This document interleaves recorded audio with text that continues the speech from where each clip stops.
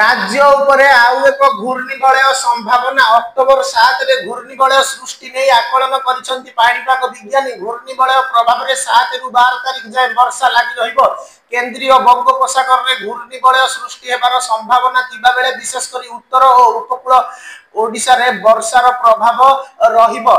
सेपटे 9 अक्टोबर बेलक उत्तर बंगोपसागर रे आउ एक लघुचाप संभावना को नहीं भारतीय पाणीपाग विभाग आकलन करिछि। 7 बेलकु बंगोपसागर रे एक घूर्णिबलय किंबा लघुचाप सृष्टि संभावना देइछि विभाग।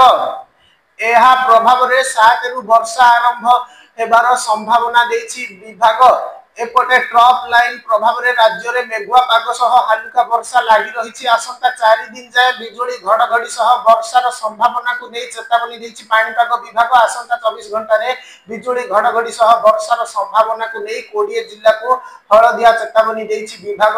उत्तर आभ्यंतरीण और उपकूल ओडिशार जिला गंजाम, गजपति, नयागढ़, खोर्धा, पुरी, जगतसिंहपुर, केन्द्रापड़ा, कटक, अनुगुल, ढेंकानाल, जाजपुर, भद्रक, बालेश्वर, मयूरभंज, केन्दुझर, देवगढ़, संबलपुर, बरगढ़, सुंदरगढ़ और झारसुगुड़ा को वार्निंग रही। सेहीपरि आसंता काली समान जिला हळदिया चेतावनी रही।